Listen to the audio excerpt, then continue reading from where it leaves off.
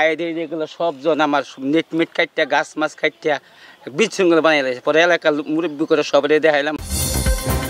চলাচলের পথ বন্ধ, ক্ষতিগ্রস্ত কৃষক ও ভোগান্তিতে কমপক্ষে ২৫ পরিবারের শতাধিক মানুষ। ময়মনসিংহের মুক্তাগাছা উপজেলার মাইনকুন ইউনিয়নের ১ নং ওয়ার্ডের রাস্তা বন্ধ করে দেওয়ায় চরম ভোগান্তিতে পড়েছে স্থানীয় বাসিন্দারা। এ ঘটনায় ক্ষতিগ্রস্ত হয়েছেন কৃষক মোহাম্মদ নুরুল ইসলাম নূর, যার সবজি বাগানও নষ্ট করে দেওয়া হয়েছে। স্থানীয় বাসিন্দাদের অভিযোগ, দীর্ঘদিন ধরে যাতায়াতের পথটি বন্ধ করে রেখেছে ওয়ার্ড আওয়ামী লীগের সহসভাপতি ও সাবেক যুবলীগ নেতা মোহাম্মদ আমির হোসেন ও তার অনুসারীরা। এতে অন্তত ২৫টি পরিবারের শতাধিক মানুষের চলাচলে অসুবিধায় ভুগছেন। কৃষক নুরুল ইসলাম জানান, তিনি ৫ কাঠা জমিতে সবজির চারা রোপণ করেছিলেন, যা দুর্বৃত্তরা কেটে ফেলে।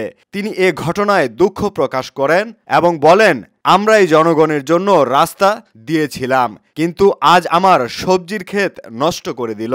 আমরা জনগণের লেগে আমরা পড়লে ওই রাস্তার মুহূর্তে আমরা রাস্তা দিছি। রাস্তার মধ্যে ব্যারিকেড, আমার বাড়ি থেকে ঢাকা ব্যারিকেড দেখে আমি খুঁড়ি দিয়ে তুলে লাইছে। তুলে আনার উপরে মনে করেন যে সকল দিন গেছে খুঁড়ি তুলে লাইছে। হ্যাঁ খুঁড়ি তুলে লাইছে। তুলে আনার পরে আমার ভাই মরামারি দিয়ে আওয়ার পরে আমার ভাইয়ের আমরা সব আমরা গালাগালি পারছি। গালাগালি করার পরে সকল দিন গেছে ভালোই।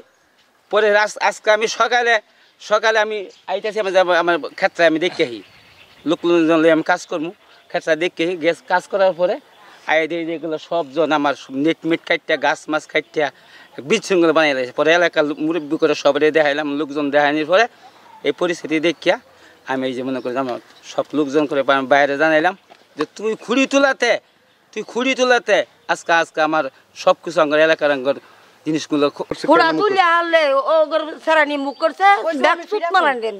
আমার চাষা কালকা মরামারি দিবার লেগে যাইতেছে, রাস্তার মাঝখানে খুঁটি দেখিয়া সবের ভালো লেগে তুলা দিচ্ছে। তুলা দেওয়ার পরে আমির আর ছোটো পোলা বকাবকি করছে, রুবেল রে খুঁড়া তুলা দিচ্ছে দেখিয়া সবের বকাবকি করছে। সম্প্রতি ১ মার্চ ২০২৫ তারিখে ওই রাস্তা আবারও আটকে দেওয়া হয়েছে বলে অভিযোগ তুলেছেন স্থানীয়রা। তাদের অভিযোগ, আবারও পথ আটকে দেওয়া হয়েছে। তবে এবার শুধু আওয়ামী লীগ নেতা নয়, সাথে ছিলেন ওয়ার্ড বিএনপির সভাপতি আব্দুল মালেক সহ আরও অনেকেই।